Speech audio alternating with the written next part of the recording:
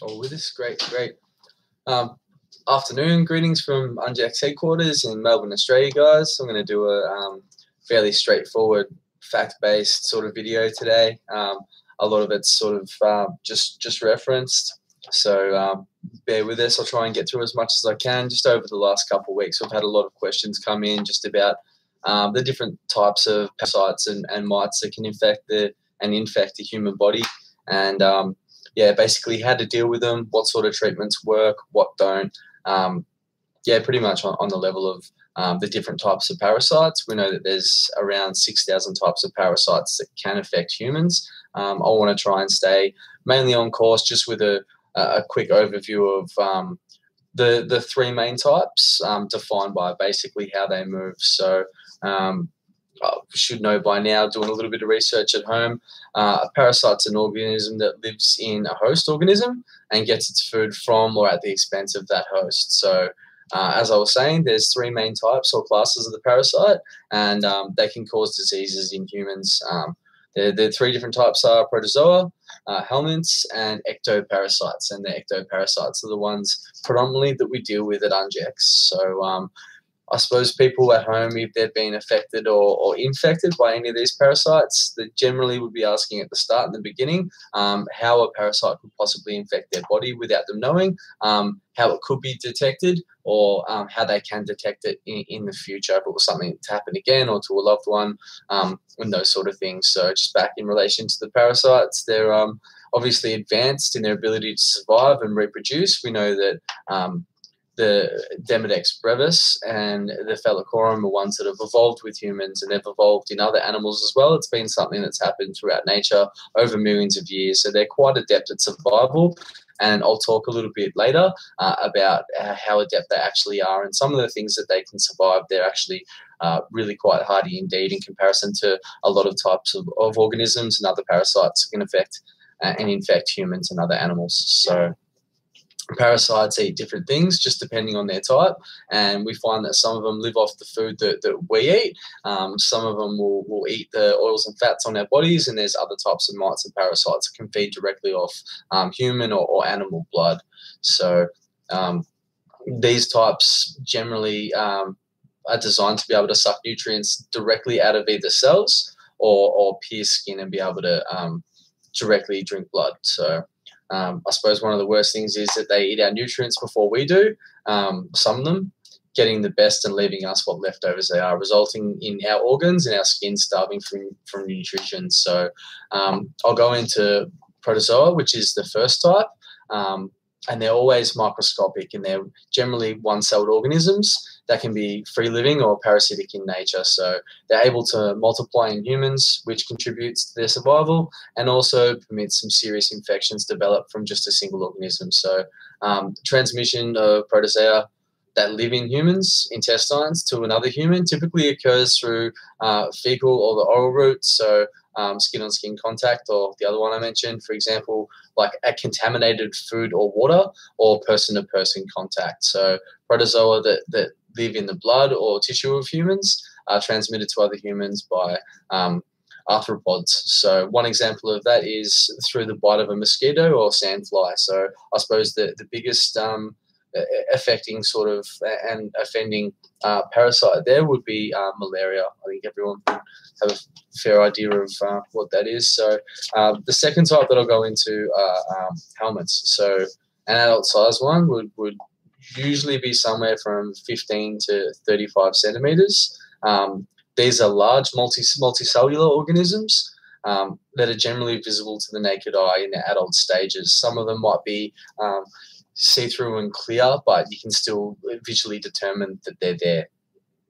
So at the start, generally, and throughout most of their lives, they're parasitic in nature, although there are a few that are free-living. So in their adult variant, helminths cannot multiply in humans, but they can stay there for predetermined amounts of time. Some of those quite extensive, so, and get quite large as well. So there are three main groups of helminths that are derived from Greek words, and they are worms, and they are human parasites as well. So these types are flatworms, thorny-headed worms, and they're usually present in the gastrointestinal tract.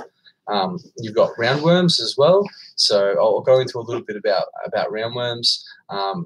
The adult forms of these worms can reside in their gastrointestinal tract as well. So they're feeding off blood. They live in the lymphatic system or the subcutaneous tissues as well. So alternatively, the immature larvae, those states can cause diseases through their infections of various blood tissues as well. So some consider the helminths to also include the segmented worms. Annelids is another word for those. The only ones important to medicine are actually leeches. So we know, and that's actually fact checked and proven. But the other stuff I've stated in relation to those is being theorized at present. So now moving on to the ones that Ungex deals with predominantly. So these are ectoparasites. So these are the different types of mites. I'll go into the different types later on as well. But mainly just what I wanted to talk about were different types of lice, how they move around, and basically what they do and some of the effects that they can cause. So although the term ectoparasites can broadly include a lot of blood-sucking arthropods, such as mosquitoes, because they're dependent on blood as a meal. So from a human host for their survival themselves, or from other animals that mosquitoes can drink blood from. But they can be put into that category technically. But the term's more widely used to refer to organisms such as ticks, fleas, lice, and mites that attach and burrow into the skin, so subdermal parasites, and ones that will remain there for relatively long periods of time. So e.g. weeks or months, and then we've got populations like Demodex brevis and Phallocorum that only will reside on the human skin in relation to those particular type of Demodex, and those guys spend their entire lifetime and populations living on the human host, and that is home. So arthropods are important in causing diseases in their own rights as well, but are even more important as vectors or transmitters of many different pathogens that can in turn cause tremendous morbidity, and some of them can actually cause some mortal diseases as well. So I'm going to a little bit of those, but I've got a nice list in front of me because I wanted to go through some other types of mites that the Ungex protocol can help to eliminate as well. So we'll go into like head lice. We know that the Ungex protocol is very effective in the product in dealing with those. So body lice as well, which are very, very similar. I'll go a little bit into obviously the Demodex, Phallocorum, and brevis. It's predominantly what we target. So in relation to, I'll give you guys a little bit of an idea of the scope. So in relation to something like a red mite, formerly known as a bird mite, it's something that in the past I've had experience in dealing with on a personal level with some of my clients that have been dealing with those infestations, and we can say that it's a very quick sort of treatment period that we can deal with those lice. We can deal with those mites with. They die a lot quicker than the Demodex. They're a lot different. They're a lot easier to treat. So we've found that through scientific testing that there's times when a Demodex mite can end up on a towel through cross transfer. So it ends up on the towel and it's deep into the liniment, into the filament of it. And basically it's encapsulated in its own oil or the oil from the human host. Now, we've found that there's times that it can actually go through an industrial strength laundromat's wash cycle. So it's nearly boiling temperatures, and that's something that kills your scabies as well as your bird mites. They can't survive that.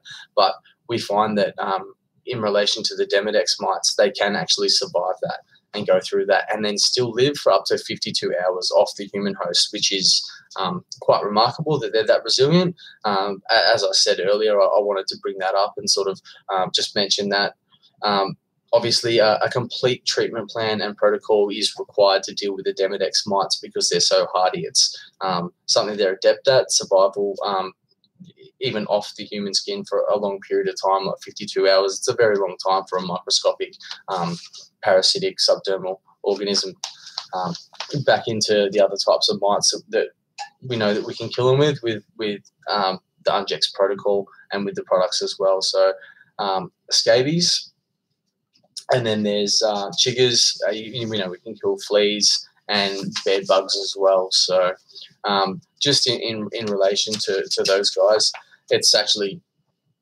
quite a lot easier to kill those. And one of the hardest tests we've done with the PDT in relation to the Ungex range of products as well was to introduce it to a cockroach. Now, cockroach is one of the creatures on Earth we know that can survive not in the direct epicenter of the detonation of a nuclear weapon, but in the next layer of fallout. So cockroach is the only creature on Earth that can survive a nuclear apocalypse. So they're quite hardy, but being introduced to the PDT, they do actually die, so they can't survive that.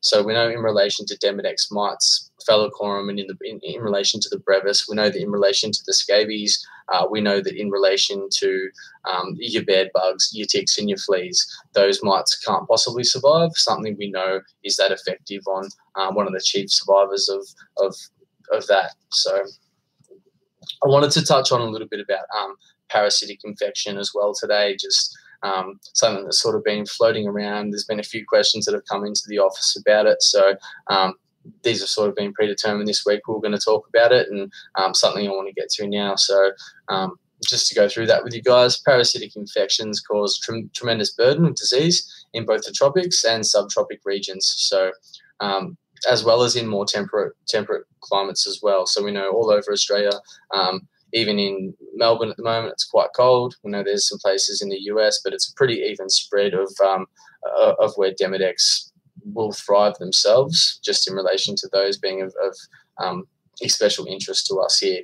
So one thing I can say about them is they do like the warmer environments. And that's generally in relation to warm showers or humid environments, places basically where more oil will be produced on the skin, thus giving them more food. We know that when that happens, they increase in population density. So I'll go back into a little bit more about that. And just all of parasitic disease, malaria causes the most deaths out of all of them. I did speak about that a little bit before, just in relation to the mosquitoes, which is the most common way that malaria is actually spread. So malaria kills approximately 660,000 people each year, and most of them are young children. And the chief nation, or the chief continent in which most people die of malaria is actually Africa. So it's still of interest because we're talking about parasites today. So I just wanted to get out of the way the most common ones, the ones that we can deal with, and the different types for you guys at home. So we're all familiar with those. Now, we also got a list of inquiries into different home remedies as well. So over the last few weeks, it's been something that's sort of come up a lot. It's come up in one of the Demodex mite support groups that we manage at Ungex. It's also come up with customers we're dealing with over the phones, ones we're dealing with personally. It's something that's come up like quite a lot. And I think the chief one is probably tea tree oil. Now, we know tea tree oil can be effective in relation to killing Demodex mites. However, it's not a complete treatment plan. It's not something that's going to work in the long term. And just for anyone sort of using it at home at the moment, I just caution that it can be quite damaging to skin in the long term. I've seen some photos of people that sort of look a little bit like a sultana or a prune after extensive use of that. So it's definitely just not advised from us. If you guys want to have a little bit more of a read or get into a bit more information about the use of tea tree oil and why it isn't effective against Demodex mites, both brevis and Phallocorum, just jump onto the Mites Off website and have a look. There's a research article that's written there. It goes into a lot more detail about it. So while I'm on the subject of the Mites Off website, please, guys, don't forget to hit the like button and subscribe if you want to learn more. If you're going through treatment, it'll help you never miss a live video. And we do endeavour to get to as many questions as we can from you guys. So please forgive us if we ever miss anything. Just hit us up. You know who your consultants are. Throw the questions at us there, and hopefully we can get to them in the live videos if we don't answer them for you personally. So I just had a question come in as well, so I want to get to those when I can, just about whether the PDT can be used on the chest and the back. So the PDT is actually designed to be used all over. So anywhere there's a problem issue, yes, you can use the PDT. Not only that, but it can be used as a spray for your linen or for your clothes as well. If you're worried about cross-contamination, the PDT is a fantastic thing to use. So another example of where it can be used, anyone that's running a hairdressing salon or something where there could be cross-contamination from the face or from the hair to utensils that are then touching other people, that's a fantastic thing to use to kill those types of mites. So especially in relation to the hardy ones, Demodex, Phallocorum and brevis, we definitely advise the PDT for use in those situations. There's some other treatments that have sort of come up that are definitely not advised. One particular one, without breaching anyone's confidentiality, is one of the vet treatments that's actually a really strong type of sulfur bath that's designed for animals. Yeah, definitely not recommended. We know that long-term use of that can damage the skin. Anyone that's having allergic reactions to the Demodex mites, brevis or Phallocorum either, that's got any open wounds, anyone that's got cuts from it, it's going to be extremely painful, something that's not really that good for your skin in the long term. And that's not to throw away that there might be some short-term benefits, maybe briefly relief from symptoms, but we're not going to penetrate with that into the sebaceous gland or underneath the hair follicle. So it's going to be something that's just basically, I'll use the analogy again, putting a band-aid on a bullet wound. So I caution anyone sort of away from that as best as I could, although in the short term you may have a little bit of a success with it just in lowering some of the symptoms, but it's something that I'd be really concerned about your skin with, and it's something you want to look after. So one of the other things that sort of comes up all the time is ivermectin. Is it something that is going to work? And I can only speak from my own experience. If it's something that's been prescribed, we're not going to say don't do it. However, in my experience, in relation to a 3-month minimal treatment plan, anyone who's used that in the past, it's made it actually a longer experience. So we've had to extend the treatment plan out for a longer period of time, just due to the fact that we find that it changes the habits of the mites. Not only that, but it does actually affect the immune system. And we know that when the immune system goes down, the population densities increase of the Demodex mites. So basically speaking, it's something that we know if you're using it, that might give you relief from the symptoms as well. I haven't ever seen it be really effective apart from in Demodex mange. And the reason for that is canine can actually have a much higher dosage of the ivermectin than humans are possibly able to take, and that's why it can be effective in those animals. But getting back to what I was saying, we've found that it does change the habits of the mites because they're dying on the surface. They're dying in places. They become subdermal for longer periods of time, meaning they stay underneath the hair follicle, so they don't come onto the surface as much, as well as they'll stay in the sebaceous glands. They'll stay there for longer. And the worry is that we know that they don't have anuses, so they're storing all the food they have inside of their sternums. Now, when they die and they're underneath the skin or underneath the hair follicle, if that decay of their bodies themselves and the fecal matter being released, if that's actually causing allergic reactions, it's been hypothesized recently in some recent studies, then we'd sort of be concerned about that further exacerbating the problem, not fixing it as well. Now, this is purely theoretical, so don't quote me on that, guys, but it's something that we've sort of been concerned about. It's been thrown around the office and in the industry a little bit lately, so just thought that I'd bring that up. But what we do know is that they're staying underneath the skin, this is factual, underneath the skin for longer periods of time. So any one of my clients, if I know that they've used it, and we do, it's one of the things we ask when we're consulting, if I know that they've used it, then obviously I'll let them know straight away, well, it's not a 3-month minimal treatment. It's going to be longer due to the fact that ivermectin's been used. As far as steroids go, that's something I've been asked as well, and I'm really sorry, guys. I haven't had enough time to really concentrate on it. So next Tuesday, I'm going to do another live video. I'm going to talk a little bit more about that then for you guys. And just in relation to some US customers that have had a question sort of come through into the office, just asking about why there isn't a broad range of knowledge amongst doctors and the medical professionals in the industry. I can only really state my personal opinion about that. So if anyone wants to know what that is, you can always ask me when we're consulting, or send me an email about it. But I don't want to just throw bits of information that's my personal opinion out there. This is supposed to be as factual as it can be, and if it isn't, I'll try and let you guys know. So with the protocol as well, so we do advise just in relation to doctors, if you're seeing one, there's been something that's been prescribed, make sure you follow it up. And if you're worried about the doctor that you're seeing, especially in the US, of having no knowledge, you might need to see a parasitologist, get in communication with one, or that would be the best options for you.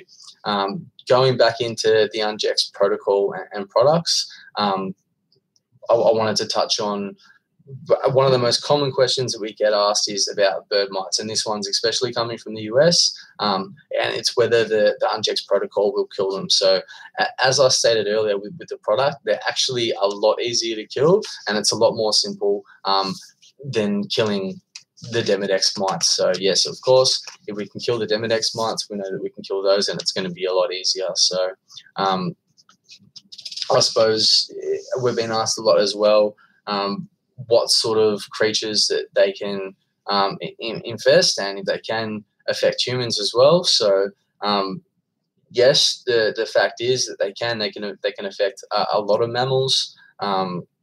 So I'll get back into that in a sec, but I just want to concentrate on the questions that are coming in as much as I can too. So forgive me for going off track, guys. I've got a question from Malachi. Hello, Malachi. I think we were speaking yesterday. I'll endeavour to email you again too. I'm sorry, we sort of lost communication yesterday afternoon. You're saying that the mites are bugging you, and you're asking for advice on what to do. The best thing to do if they're bugging you and the PDT isn't giving you relief, just go back through the protocol and have a look over everything that's sort of been answered and sent to you as well. If we have already answered the question, it'll be there in the notes definitely, or the protocol. I know that I've sent it, check that. But for everyone else at home, what to do when the mites are being annoying, you're having those itching and crawling sensations. I'm guessing that's what you're meaning by it. The PDT spray can be applied at those times if it's causing you grief. So basically, I know from dealing with Malachi on a one-on-one basis that applying the PDT is effective, and the treatment, the protocol is working. So still fairly early on in the process, but it's great that you're getting some relief from the symptoms. So like usual, I'd suggest use the PDT, and that'll give you relief from the symptoms. So just going back into a few of the things that the bird mites can infect and affect, and in relation to mammals, we've got cats, dogs, pretty much all rodents, rabbits, horses, and humans. So they're quite versatile. When it comes to the Demodex mites, Phallocorum and brevis, they'll only survive on the humans. It's a particular type of mite that will survive on humans only. Now, with the dogs, there's Demodex mange. They'll survive on the dogs. If they land on humans and there's any cross-contamination, you're looking at a life cycle off the dog's skin of about 24 hours. So not a long period of time then. So I think that about covers that. I suppose one more brief word on ectoparasites. I'm sort of running out of time. There's no more questions. I've